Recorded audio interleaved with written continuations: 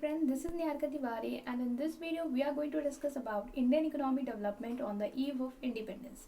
So इस topic को समझने से पहले ये बहुत इंपॉर्टेंट है कि हम इस टॉपिक के नेम को समझ सकें, ठीक है।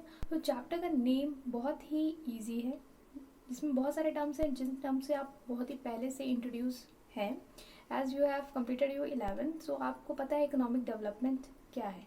इकोनॉमिक डेवलपमेंट वो होता है जब हमारी इकोनॉमी की ग्रोथ होती है, मीन्स हमारी कंट्री के जो रिच जो पुअर सेक्शन है उसके स्टैंडर्ड ऑफ लिविंग में ग्रोथ होता है कि वो अब रिच सेक्शन ऑफ सोसाइटी के टुवर्ड क्या कर रहा होता है, मूव कर रहा होता है। हमारा जो प्रोडक्शन सेक्टर है, कंजम्पशन सेक्टर है, डिस्ट्रीब्यूशन सेक्टर, उसकी परफॉर्मेंस में इम्प्रूवमेंट, जिससे कि जो स्टैंडर्ड ऑफ लिविंग है लोगों का एक कंट्री में वो क्या हो रहा है, इंक्रीज हो रहा है, ठीक है। तो ये हो गया in simple term economic development.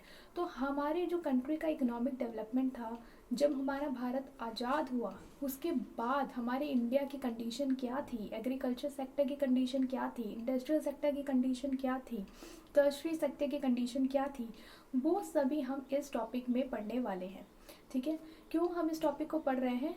क्योंकि अगर आपको ये पता होगा कि आपका पास्ट कैसा था, तभी आप अपने प्रेजेंट को जज कर पाएंगे, प्रेजेंट को समझ पाएंगे और फ्यूचर के लिए उसको इम्प्रूव करने के लिए एक्शन ले पाएंगे। तो जो हमारे इंडियन इकोनॉमिक, जो हमारा इकोनॉमी है, उसकी जो रूट है, उसकी जो जड़ है, जो कि वो आज है, वो कहाँ पे है, उसके पास्ट में है। मतलब कि इंडिपेंडेंस से पहले कि हमारी कंडीशन क्या थी, क्या हमारा एग्रीकल्चर सेक्टर था, वो ही आज जो हमारी कंडीशन है उसके लिए क्या है, रीज़न है। इसलिए हमें इस टॉपिक को पढ़ना बहुत इंपॉर्टेंट है, तभी हम अपनी इकोनॉमी को पूरी अच्छी तरीके से समझ पाएंगे। सो फ्रेंड, जैसा कि हम सबको पता है कि अंग्रेज़ों ने हमारी कंट्री में 200 ईयर्स तक रूल किया, ठीक है।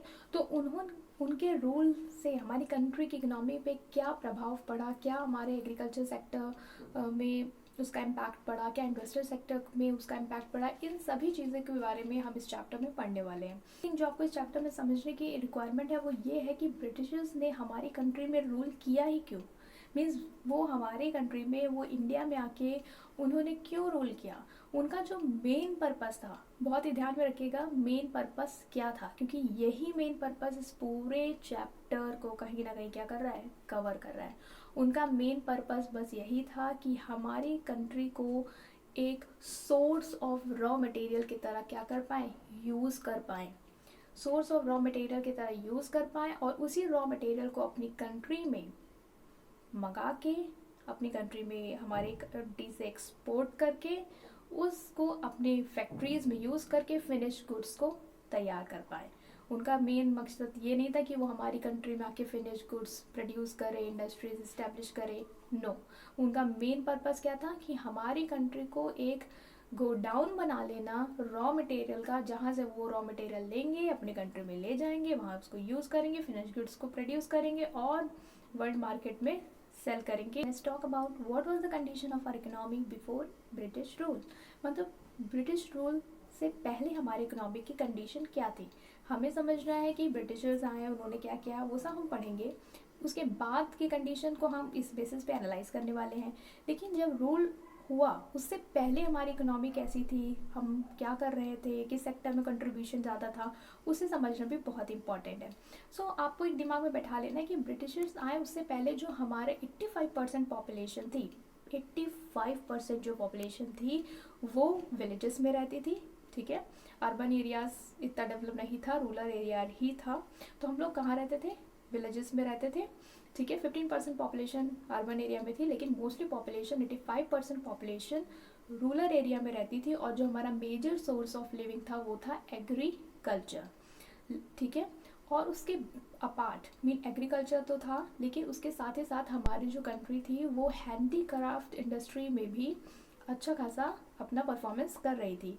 हम हैंडीक्राफ्ट गुड्स प्रोड्यूस कर रहे थे, silk, textile, cotton, jute, bags और ऑल दीज थिंग्स हम सब लोग, हमारी कंट्री प्रोड्यूस कर रही थी। और ये सभी चीज़ें जो फॉरेन कंट्रीज़ थी वहाँ पे वो सारी कंट्रीज़ हमारे कंट्री से अपनी कंट्री में इंपोर्ट कराते थे और उसको बहुत ही ज़्यादा प्रेस करते थे, बिकॉज वो जो क्वालिटी थी हमारी बहुत ही फाइन थी और सिंस वो हैंडमेड थी तो इसलिए उसकी जो प्रॉपर्टी थी वो बहुत ही सही थी। फर्दर इंट्रोडक्शन जो इंडियन इकोनॉमिक डेवलपमेंट का है उसमें आपको ये जानना ज़रूरी है कि ब्रिटिश रूल के टाइम पे हमारी कंडीशन क्या थी।